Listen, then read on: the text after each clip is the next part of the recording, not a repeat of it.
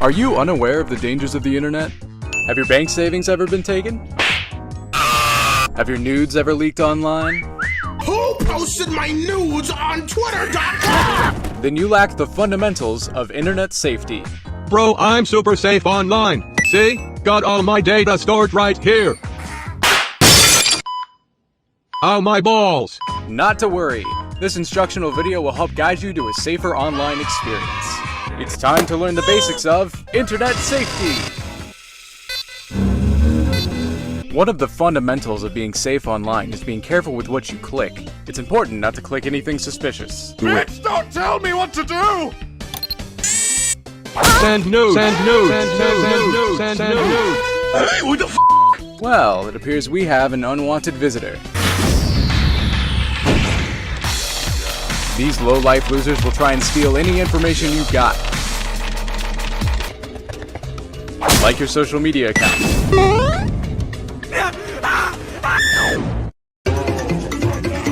Your belongings. God damn it! And your identity. Ooh. So, how do we stop these hackers? What if I say a swear word?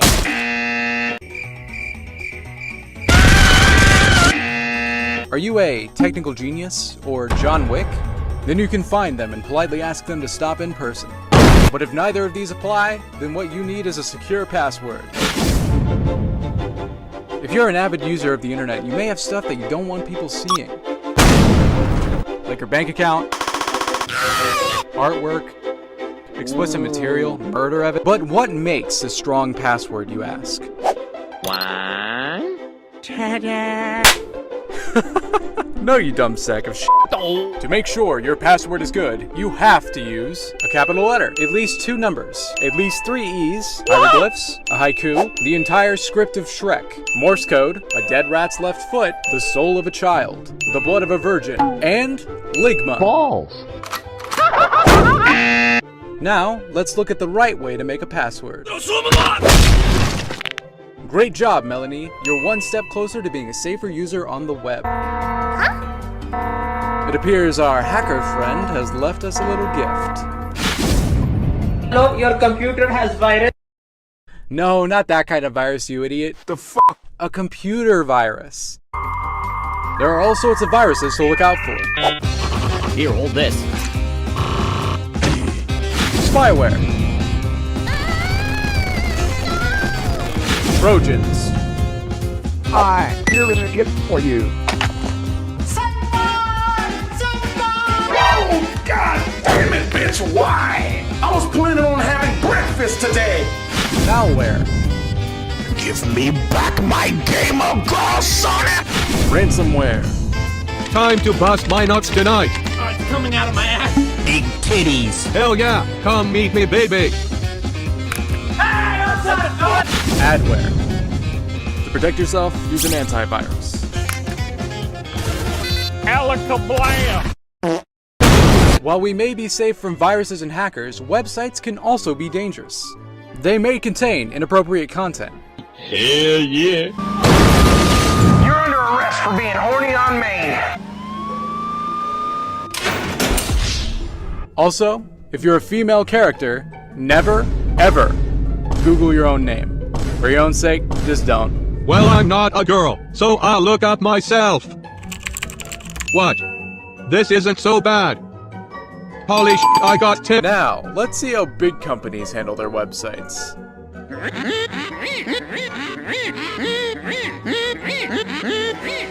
Twist my nipples, Patty! Twist them!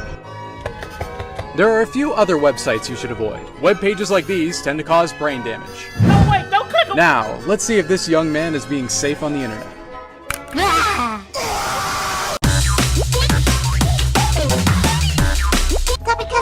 The internet is full of nice and kind people. However, there's going to be a bad apple in there somewhere. Oh no! That's no. Here's the type of people to watch out for. I made this for you. Bro, you're trash, bro. Is them tears, bro? Come on, bro. Gotta get you together, boy. Hi, honey.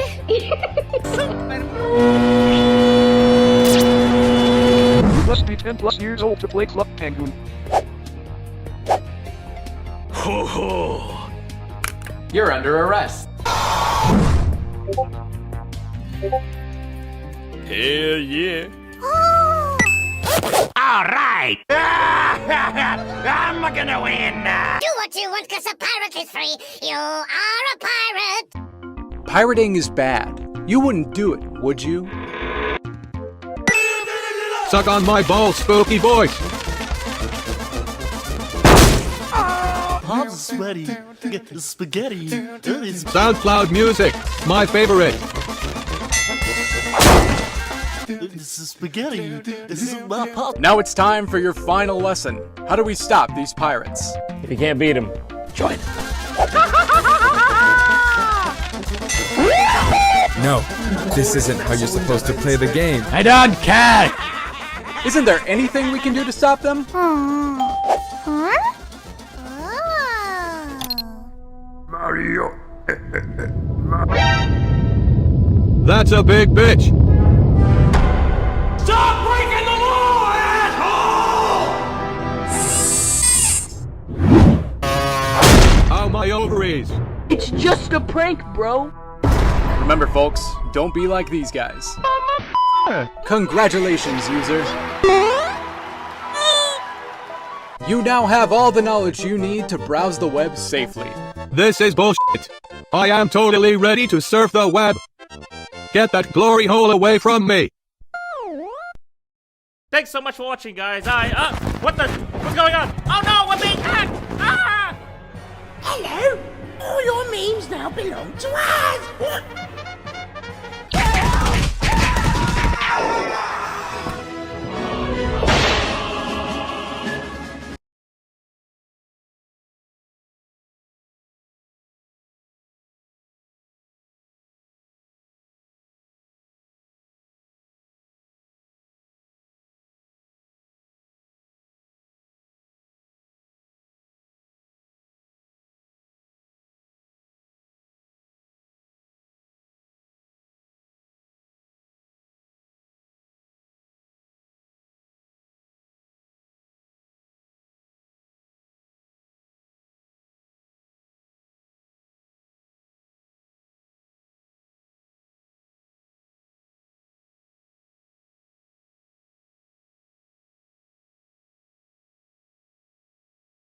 Whoa, my hands are doing this! And it wouldn't be possible without the overlooked messiah of all video games, the controller. The pathway between you and the world within the screen. A game controller needs to house all the necessary input methods for games in its era, while also being incredibly transparent. It's best when it just melts into your hands and you don't have to think about where the B button is, it's just all second nature. However, the road to where we are now has been a rocky one. We've gone from to even. And that road started way early on. Video games need to be controllable to be considered games. So even back in the early days of scientists pissing around and making games on supercomputers instead of curing diseases, they had to create ways to play the games, like with the tried and true knob and button combo used for Tennis for Two in 1958. When arcade machines hit the scene, developers had to design the controls for each of their games, and thus their imagination wasn't compromised by limiting control methods. They could create whatever control method would suit their game best. Joysticks, trackballs, knobs, buttons, steering wheels. Each arcade machine was different from the last in terms of controls, so when home video game consoles were in development, there was definitely a hurdle to overcome. Developers were used to having free range with how to control their games in the arcade. How do you create a controller that can be a jack of all trades, one that can work with all, or at the very least, a lot of the games released at the time? Atari said, "F it," and gave us a button and a stick. The Atari 2600 was the first major success in terms of home video game consoles with interchangeable cartridges. The first video game console ever, 1972's Magnavox Odyssey, sure did have a controller alright. The Fairchild Channel F predated the 2600 by a year, releasing in 1976, and has you holding a Snickers bar to control games. But the Atari 2600's joystick is definitely what the general public sees as the first video game controller, and definitely one of the most iconic. While its simplicity made many games harder to convert to the system, it's undeniable it played a key role in its success. No matter who you are, you look at this thing and say, yeah, That makes sense. How could you possibly screw this up? It's a giant red button and a rod. Anybody who's anybody knows what that's about. When you look back at video game successes in the early days, it's apparent that success came with controls that were easy enough for the general consumer to understand. And the 2600 controller was just that. Nevertheless, this thing is just a no-go nowadays. This stick needs to go see a doctor. It's just too stiff. And the overall size of the controller is a problem, for me at least. It's too small to comfortably hold the joystick with one hand and the rest of the controller with the other, and it's too big to comfortably hold it like a modern controller. Overall though, I'd say the 2600 controller was alright for what it was. It's completely usable by anybody, just nothing you jump at the chance to use. After the 2600, controllers went through this ugly phase for a while, and it was all because a controller designer went home for the weekend, looked at his phone and said, "I'm drunk." Why? Yeah, the Intellivision, ColecoVision, even Atari themselves with the Atari 5200 all followed the hot trend of putting a number pad on the controller. Let me ask you this, in what dimension do games this simple need more than 9 buttons? Many games came with overlays to put on the controller so you know what each button does, but that just kind of forces you to constantly look at the controller to know what to press with or without the overlays. In my opinion, that's when a controller fails, when you have to look away from the game to figure out what the hell you're supposed to press. Well, after all that flopped, we then make our way to the Nintendo Entertainment System, a true innovation for controllers, breaking away from the joystick to form something that was more compact and easier to hold. The Vectrex in 1982 had a similar form factor for its controller, but the NES introduced something huge. Now I know, first thing many people probably said when they saw this cross on the controller was, "Pump the brakes, Speed Racer, nobody puts religion in my dig dug." But this cross design called the D-pad made the controller way more comfortable to use with just your thumb. Nintendo used the D-pad beforehand on one of their Game & Watch handhelds, and precursors to it appeared elsewhere, but the NES shot the D-pad into the mainstream, and with that, the joystick was old news. Many consider this guy to have aged poorly, and while I do somewhat agree, I think it's still alright to use. My main problem is the D-pad itself is a bit uncomfortable after long play sessions. But I love the feel of the buttons, just so clicky and satisfying to just go to town on. This is where the term button mashing was born. I see a lot of people say the sharp corners really dig into their hands, but I've never personally had an issue with them. However, the sharpness was criticized even back in the day, so Nintendo responded with some alternatives. The NES Advantage is the controller you never let your daughter go to prom with. This thing is a hulking beast that's powered by 2 whole controller ports. You can flip a switch to alternate between player 1 and 2 for games like Super Mario Bros. Where you alternate turns. There's turbo buttons with knobs which allow you to have rapid fire on A and B, and don't forget the state-of-the-art slow motion feature, which was just simply the game constantly pausing and unpausing itself. That meant for games that featured anything on the screen when paused, they just looked off. Regardless, the NES Advantage is a beaut of a controller. I think this thing is really slick. It just feels so sturdy, and there's something so satisfying about pressing these huge buttons. But what if you're not into overcompensating? Now, with the introduction of the NES Top Loader, Nintendo redesigned the standard NES controller, nicknamed the Dogbone. This thing was so close to being the perfect NES controller. The rounded edges, the nicer feeling D-pad, but they just had to angle the A and B buttons so only a lobster could hold it correctly. It just doesn't feel right. Nobody's hand normally rests like this on a controller. It's just uncomfortable. Well, since the original NES controller worked, many simply tried to copy it. The Sega Master System and TurboGrafx 16 controllers, while different in some ways, were basically just their version of the NES controller. Atari decided to barge into the party with their 7800 controller, and I'm pretty sure everybody stared at them until they released this instead. Only in Europe, though. In the US, we retreated to this, and over there they got this. Lucky them. Like more of the same from the 360 controller, but with random tweaks and changes that feel both better and worse. Like, it feels more premium in some cases, but cheaper in others. It's a bit more compact and trying to look more modern than the 360s. I think the D-pad is better and the sticks have a more grippy surface to them. But I don't know, there's something a bit off about this design. Not bad by any means, but I think I still prefer the 360s. Also, am I the only one that thinks the replacements for Start and Select make no sense? What the hell is 2 boxes and 3 lines? That finally brings us to the Nintendo Switch's supply of controllers, the Joy-Con, the controllers that come packed in with the console. The Switch is an interesting situation. It had to have controllers that have to be on the console itself to enable handheld play, but be detachable to make use of a variety of different play styles.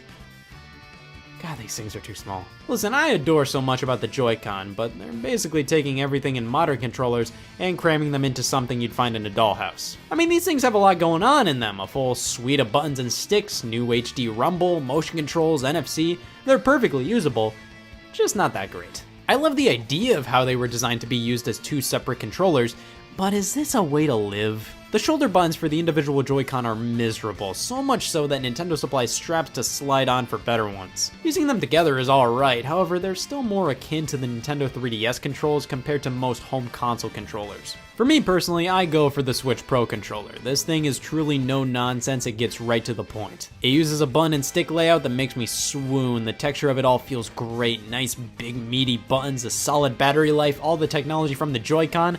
This is what you call a controller. I always keep the Joy-Con attached to the Switch for when I want to play portably, and keep the Pro Controller on standby for home console use. And that is a basic history and review of most of the major video game controllers. We've gone through a lot, and while not all of it has been great, it's all led to where we are now. The inception of motion controls, the pause button, the introduction of analog control with the 1292 Advanced Programmable Video System. Jesus. Experience with number pads, trackballs, screens, these successes and failures helped us form some of the greatest game controllers out there.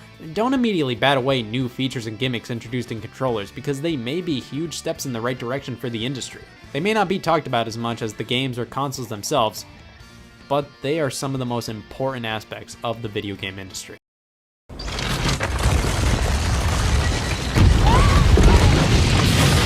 Don't let go!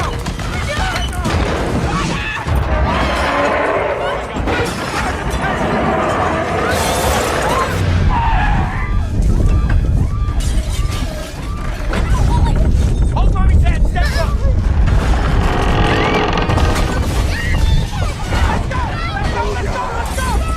Come on, kid!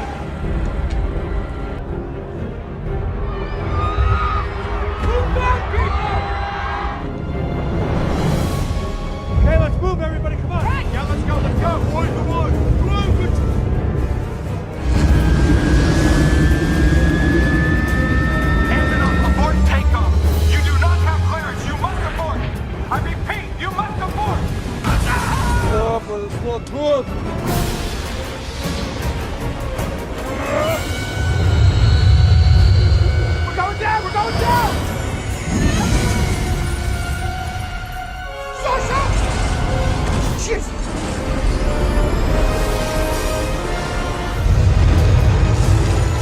Come on, baby!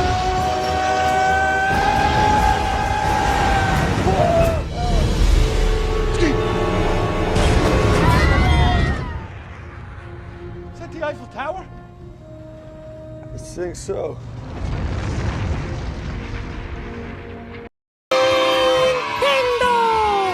Eto, sono lavato, l'abito! Ho tutti l'abito!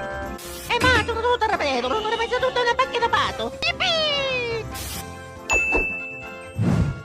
E tutte le cotture catturate con simpaticate! Oh yeah! Ma pippa la tutto lavato, tutto! I'm the superstar! What the hell, Mario? 何すんのよしつこいわよ Mamma mia! Wish! Oh, a wish! What kind of wish? Eto, sono lavato, l'abito! Waha! Ho tutti l'abito! Are you ready?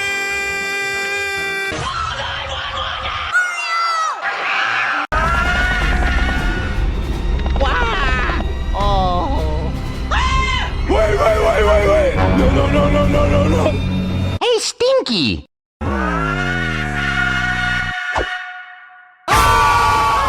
Come here, fishy! Here, fishy!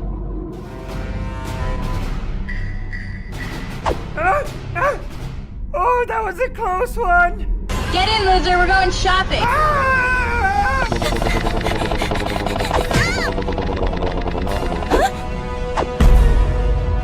Hey, Stinky!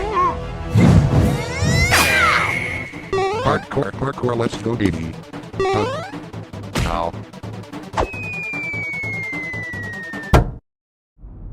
Hey, Stinky. God damn it. Suck it!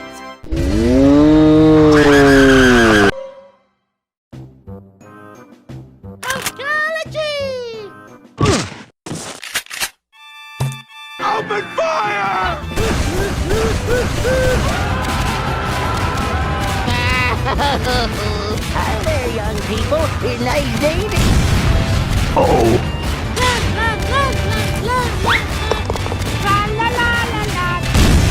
Please pick this green loaf as a sacrifice.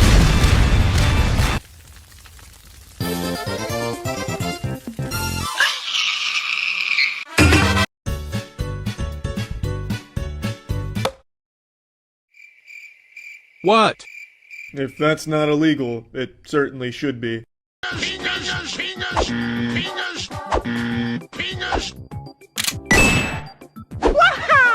Let's go! Give to me your peanuts. I got you now, you little Oh, you are so dead when I get there.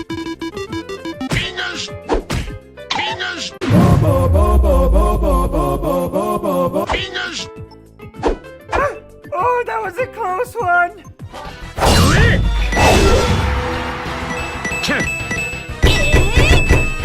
You think you're better than me? Oh, he cut! Ah, what are you doing? どうだ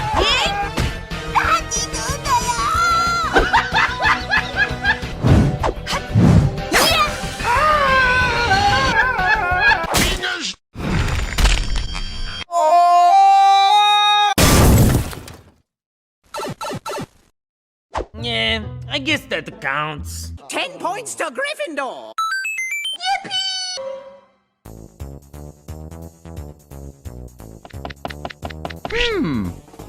Ooh, I hate that. Mario. I want to die. Mario, we literally have the exact same mustache. Ah, copyrighted material! Oh yeah, my mustache is the best. It gets me all the bitches. Yes, wow, my panties are flying off cause of your mustache. See? It's awful. It's all awful! It's all of it all of it, and every single one of them sucks! Gorgeous! I love it!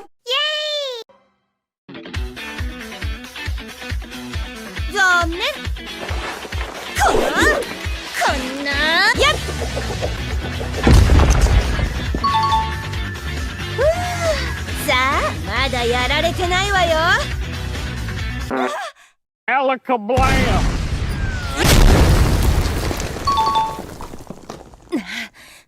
誰があんたなんかに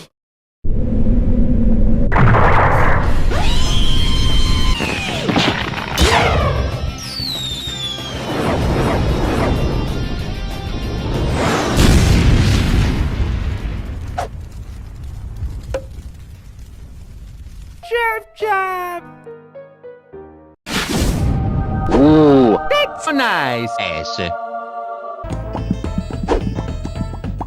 どっかにお宝ない私は優しくないわよ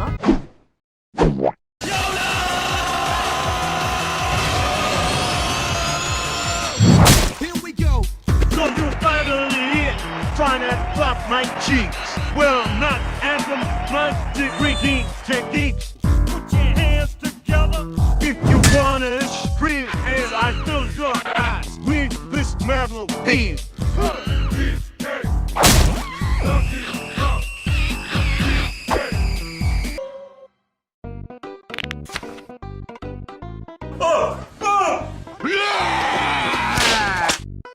What? It can't be that bad. Where do you find this crap? What? Don't judge my fanfiction. Check out this super awesome art I made too. Come on Waluigi time.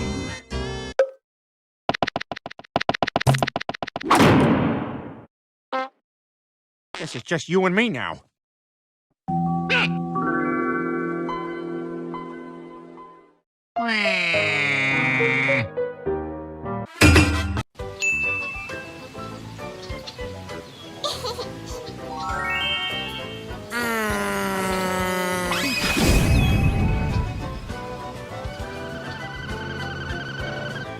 Good luck.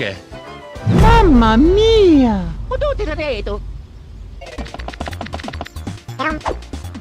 Ooh. Huh?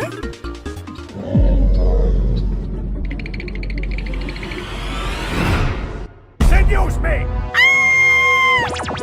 Seduce me! Seduce me! Seduce me! Seduce me!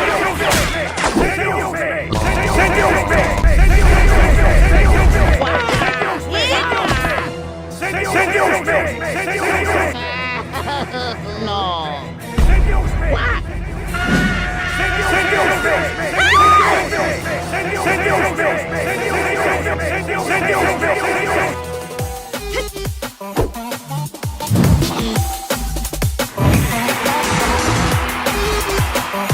まだまだ行くぜ。ああ、食いしばれ。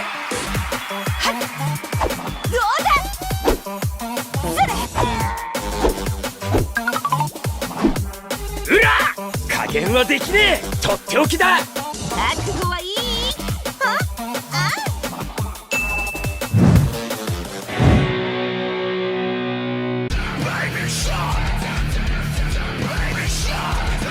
Baby shark do do do do do do, baby shark do do do do do do.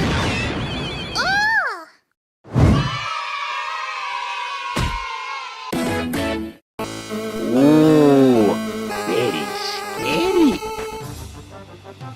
Well, that was sure fun. I had a great time. But I know you can do even better. Ooh, very scary. You could select any weapon, and you chose a body pillow. I don't like violence. Oh no. But doesn't that make all the previous challenges redundant? Good luck. Mario's gonna do something.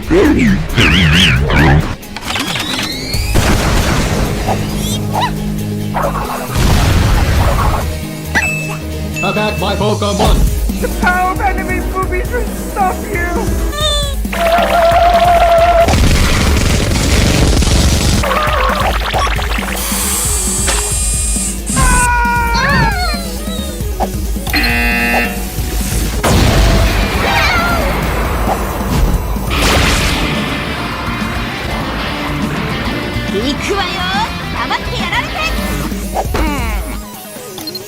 Oh yeah! Don't make me kick your ass!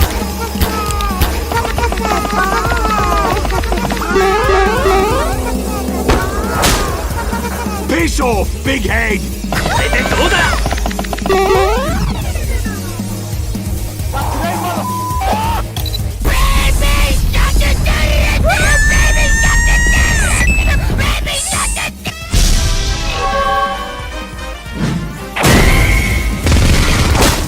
You, anime man!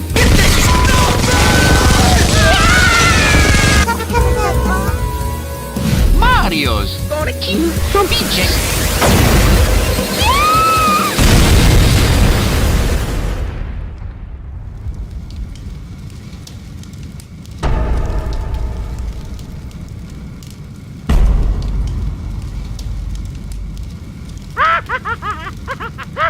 Looks like a Mario win this time. Hmm? Hmm?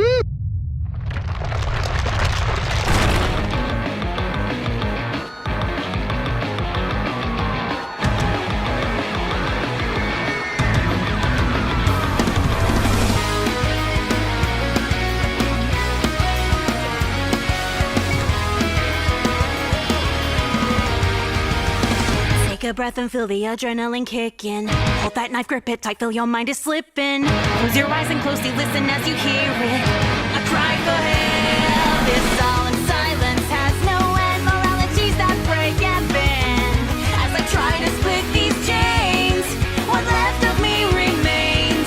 Oh, the sweet melody of anarchy. As the sun sets down, the shadows grow. But remember, don't let go.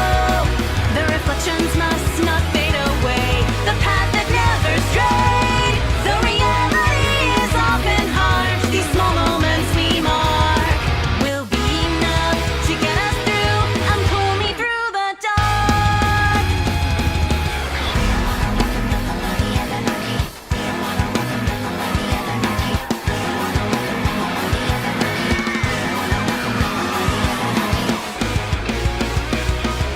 Coming face to face, the past stares back and sharpens up its side.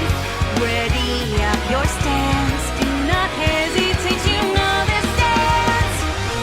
As the sun sets down, the shadows grow, but remember, don't let go. The reflections must not fade away. The path that never strayed. The reality is often hard. These small moments we mark will be enough to get us through and pull me through the dark.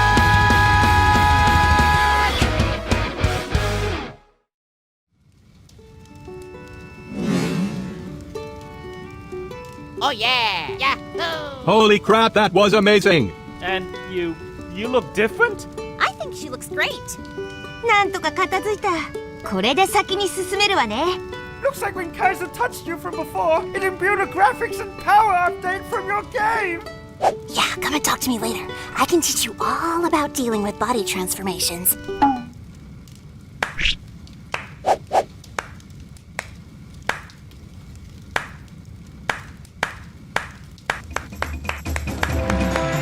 This is so nice.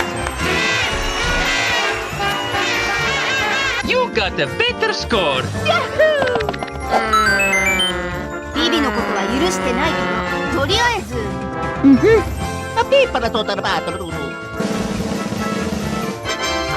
Masterpiece!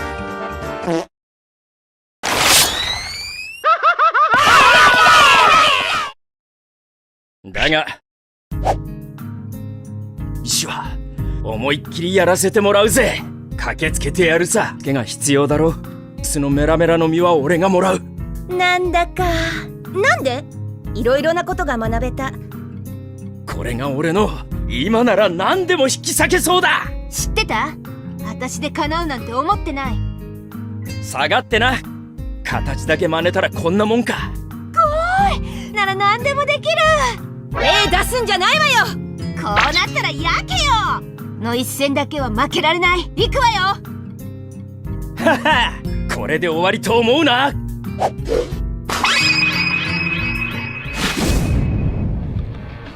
そうそう、この調子でさっさと片付けて。任せろエース。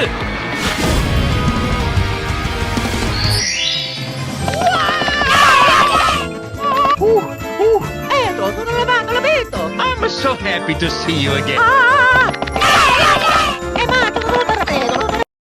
So Nintendo is making a new Smash game, and Waluigi is not in it, so he asks the CEO of Nintendo, Master Hand, to put him in Smash, but Master Hand explains to him that every fighter has something unique about them, everyone except Waluigi.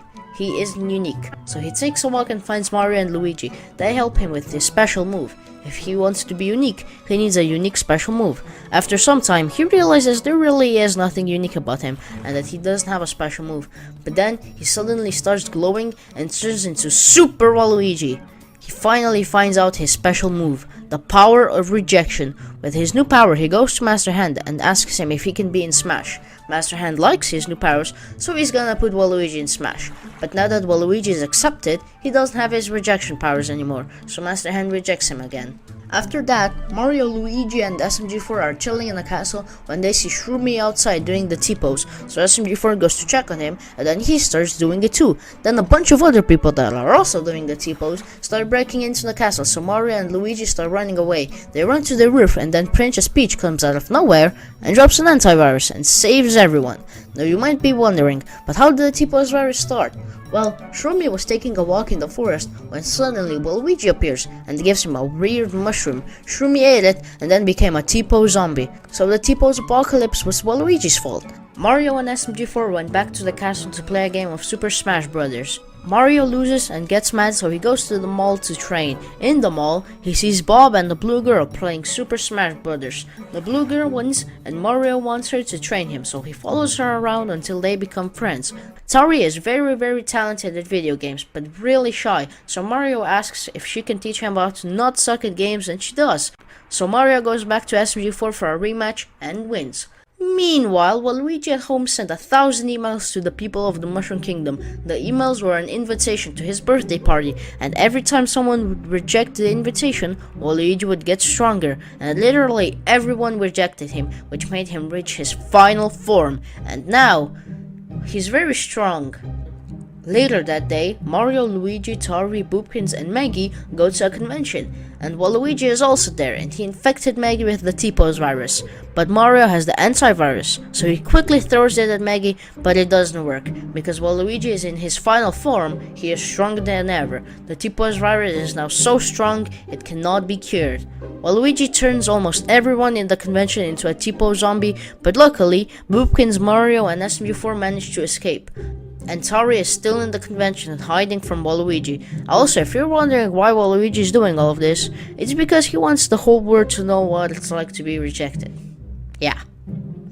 After a few hours, almost everyone in the Mushroom Kingdom is a T-pose zombie. Mario and SMG4 have a plan on how to stop Waluigi. In the convention, there is a big purple beam that might be the source of Waluigi's power. So they hop onto SMG4's death bus and start driving to the convention. On the way, they get attacked by a lot of T-pose zombies. Mario gets captured, and just before he turned into a T-pose zombie, Psycho came and saved him.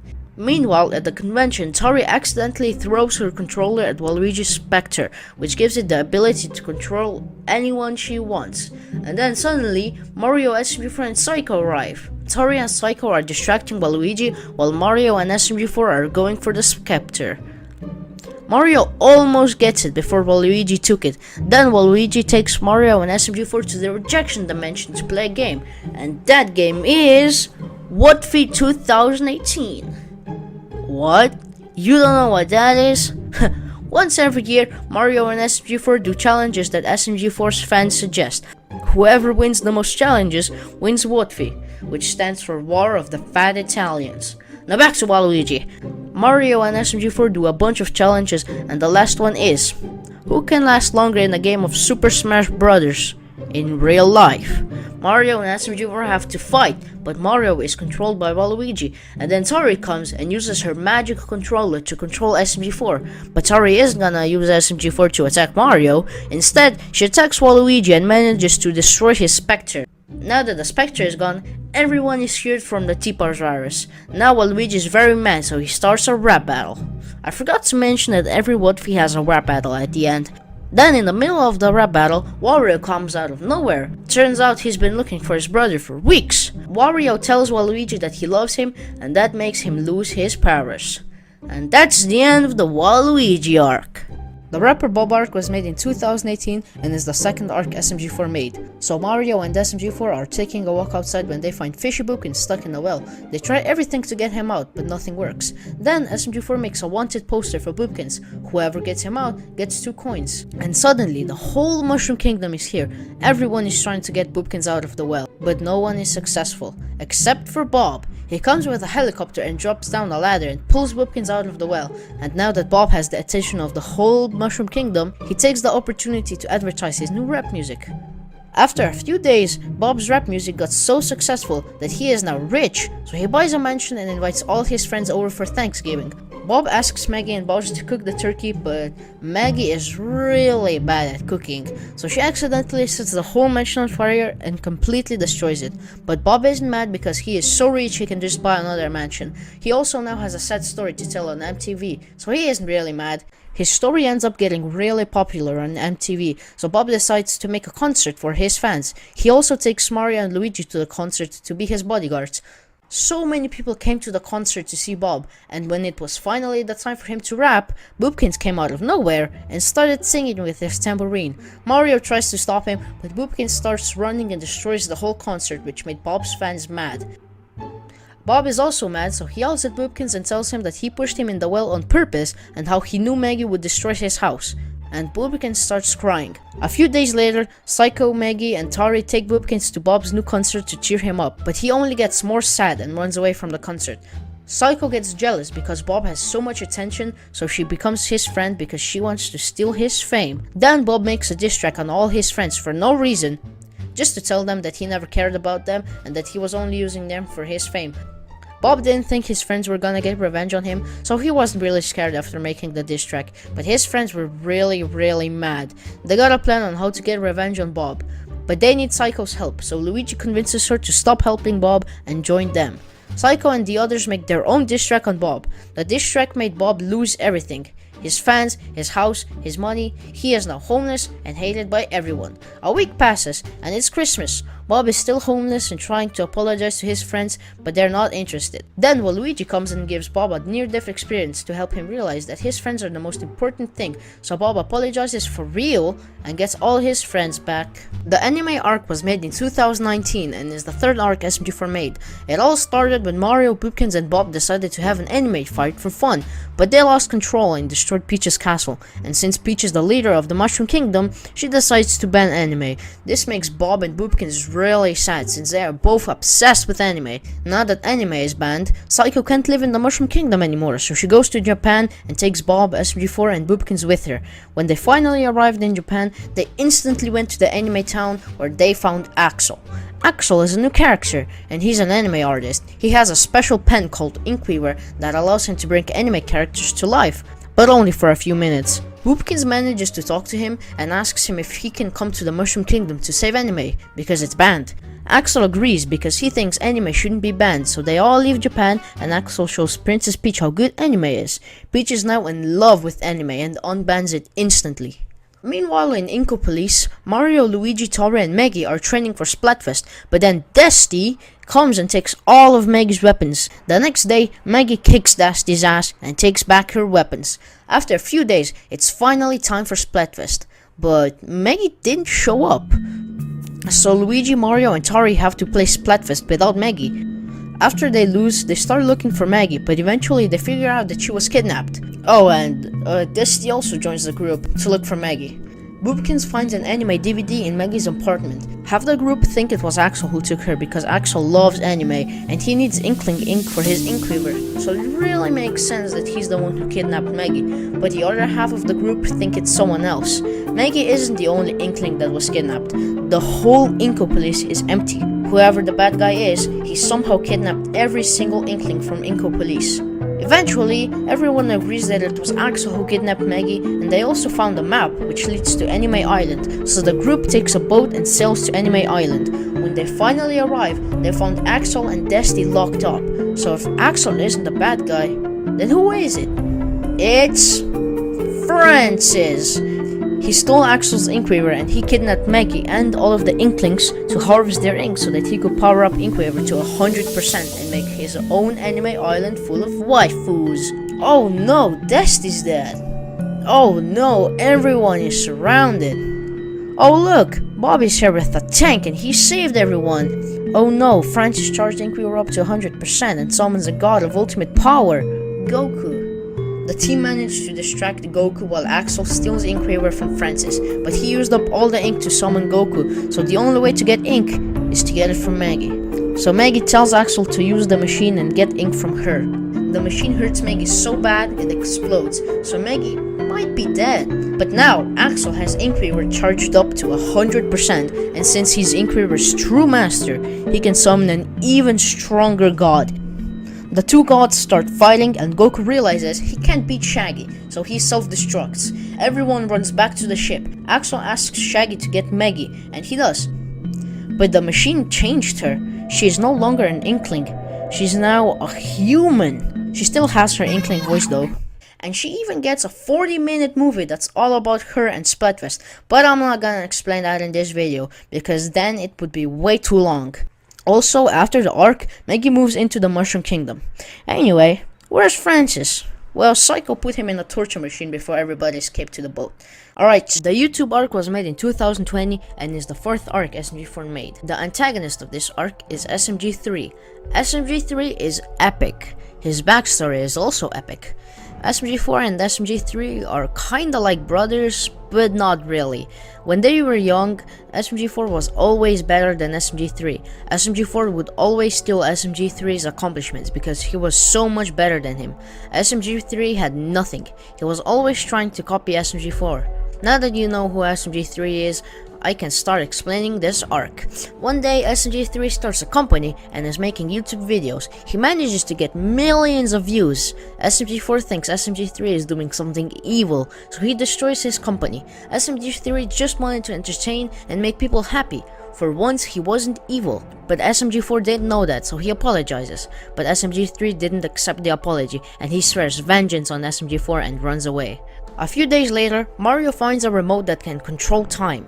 It can also open a portal and send someone to the internet graveyard, which I will explain later. Mario accidentally traps Axel in the internet graveyard, then Susan, the CEO of YouTube, comes and takes Mario's magic remote back and sends him and Luigi to the internet graveyard.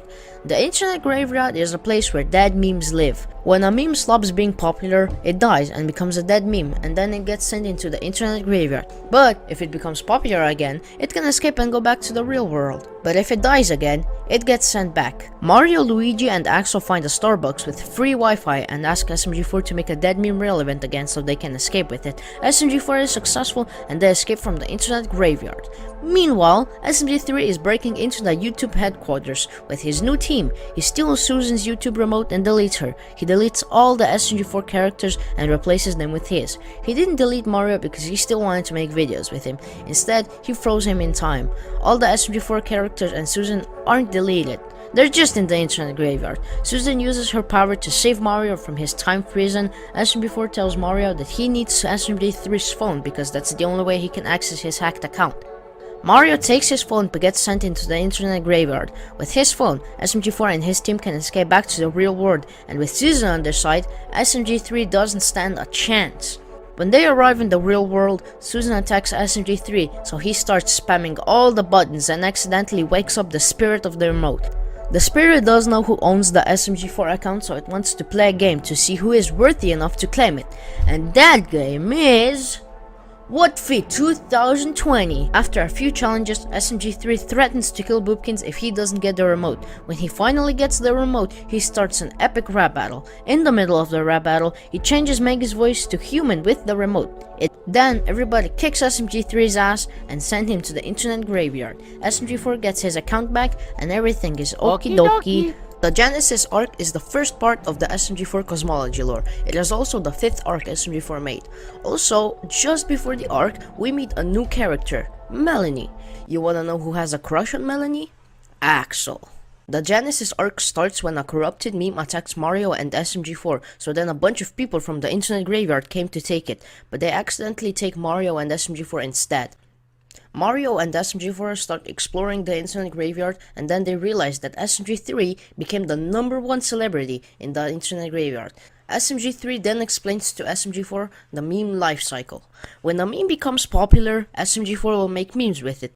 That makes the meme very happy, and when it stops being popular, it normally goes to the internet graveyard, where SMG3 will take care of them until they can go back to the living realm. But when SMG4 doesn't make memes with a meme, it becomes depressed and stays in the living realm until it becomes corrupted. SMG4 goes back to the living realm and makes memes about the corrupted meme until it becomes happy and goes to the internet graveyard.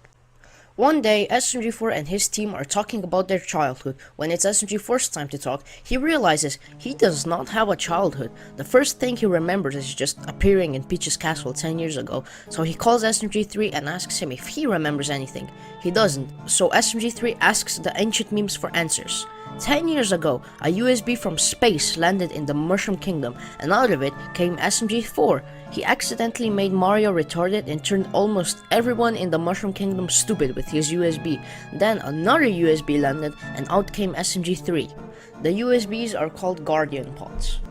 SMG4 wants to make a huge party for his 10-year anniversary, so he gathers everybody that's been in his videos. He also invites SMG3. After a while, some corrupted memes came and attacked everyone. Mario, SMG4, and 3 get knocked out and wake up in the dark web. They try to escape this weird hand that's chasing them. SMG4 and 3 make it, but Mario gets taken by the weird hand. Then 2 hobos come and save them with SMG3's Guardian Pod. They kill the weird hand, but they also die. While SMG4 and 3 were exploring the dark web, they found a tablet which was connected to Bob's tablet. So the 2 hobos talked to SMG4 and explained him a bunch of stuff. And now I will explain a bunch of stuff. So Mario is the avatar of this universe, which means if he dies, the whole universe dies. The 2 hobos are actually SMG1 and SMG2. They had their own universe with their own avatar until a virus from another universe destroyed it. For some reason, everyone calls the virus SMG0. SMG1 and SMG2 managed to escape to SMG4 and SMG3's universe, but SMG0 followed them. SMG stands for Super Meme Guardian. After SMG4 learns all this, he is shocked. He has so many questions, and just before SMG1 and 2 die, they tell SMG4 that if he wants answers, he needs to find their Guardian Pod. After a long time of searching, he finds it and learns SMG1 and 2's backstory. Hey, remember when I said SMG1 and 2 are dead? That's not actually true. They are both alive, they're just trapped in SMG0's Guardian Pod, which just landed in the Mushroom Kingdom, and out of it came a fragment of SMG0 and took control of Axel. Mario, SMG4, and 3 get trapped in SMG0's Guardian Pod, but they escape with SMG1 and 2. They also learn new things, such as that memes are the life energy of universes, and as meme guardians, they can use the meme energy to make their avatar strong. That's what they did to escape SMG0's Guardian Pod. When they escaped, SMG0 immediately took Mario and used him and all the Guardian Pods to make a new universe. That was his plan the whole time, to destroy SMG4's universe and make his own with Mario as the avatar. SMG4 and his team use a cannon to launch themselves into the new universe and start Woodfeed 2021. After the challenges, they fight Zero with a spicy rap battle and kill him. They stop the new universe and save theirs. Axel, however, yeah, he's dead. The Revelations arc is the second part to the SMG4 cosmology lore and is the 6th arc SMG4 made. Maggie and Melanie are going to college. Maggie wants to become a sports coach while Melanie wants to control her deity powers. Remember how I said her mask can turn her into a god? And Mario is there with them too. He's not in any class, he's just in the box club, which is obsessed with some god box. Legend says there is a box out there that contains mysteries of the universe. Whoever opens the god box will unleash things beyond human understanding. Melanie meets a new friend in college, Niles. He helps her with her deity powers. After a few weeks, the leader of the box club kidnaps Melanie and keeps calling her the Messiah for some reason. They also kidnap SMG4 and his team. Then it is revealed that Niles is not what he seems. Melanie was the only one who could see him this whole time. He was in her head all along. Niles takes control of Melanie and uses her deity mode to take the box club leader to the god box with a spaceship. They open it with Melanie's deity powers. And now the whole universe is going crazy. The box club leader wants unlimited power, so he jumps in the god box, but he dies. All the SMGs make 2 spaceships with their guardian pods and start going to the god box. When they arrive, Mario, SMG4 and 3 enter the god box, while SMG1 and 2 stay back to find a way to close it. When they explore the inside of the god box, they find anti-memes. After memes become too corrupted and the universe collapses, pieces of the universe and the memes end up inside the god box. SMG3 gets curious and converts an anti-meme into meme energy and consumes it. Since anti-meme energy is just so unstable, if they consume too much of it, they might go crazy, and that's exactly what happens. SMG4 and 3 go crazy and accidentally blow up the ship and land in an old universe where SMG0 lives. Yes, that is the real SMG0. He is super nice. He had his own universe with his avatar, Fred, and everything was perfect until all the memes in their universe became corrupted and started destroying the universe. Then, SMG0's guardian pod came and took him to the god box. SMG0 asked the god box to fix everything, so it created Niles. Niles, Fred, and SMG0 created the internet graveyard and started the meme lifecycle, so memes wouldn't become corrupted again. Everything was perfect again, except for Niles. Something was wrong with him, so he asked the god box to fix him, but instead, it gave him power. With the power, Niles kills Fred and fuses with SMG0 to become a powerful monster capable of destroying universes. Niles was in control of the monster, and when he was defeated back in World 2021, SMG0 was set free and went back to his universe, while Niles went inside of Melanie's head. The reason Niles went inside the god box is to find SMG0 and fuse with him again. Everyone is chilling in SMG0's house when suddenly possessed Melanie comes and tries killing SMG4. Luckily, Melanie was able to take control of her body back and Niles was set free again, but now Niles merged with SMG0 again. There aren't any memes to use, so Mario, SMG4 and 3 run back to the broken ship, but it's actually fixed. SMG3 brought a dead meme with him, and it fixed the ship. They all fly out of the universe. Melanie used her deity mode to fight Niles, but failed and died. Niles chases after the ship. Meanwhile, SMG1 and 2 make a bomb that will blow up the god box in a few minutes. Niles picks up a universe and throws it at the ship, which absolutely destroys it. Then suddenly, Melanie wakes up and starts attacking Niles. SMG3 uses the dead meme that fixed the ship and converts it into meme energy. He sends the energy into Mario and he turns into a flying head. SMG4 and 3 use Mario to fly towards the exit. SMG1 and 2 can't control the bomb anymore, so they drop it. Mario, Melanie, SMG4 and 3 escaped, but Niles and SMG0 couldn't escape in time and died inside the god box.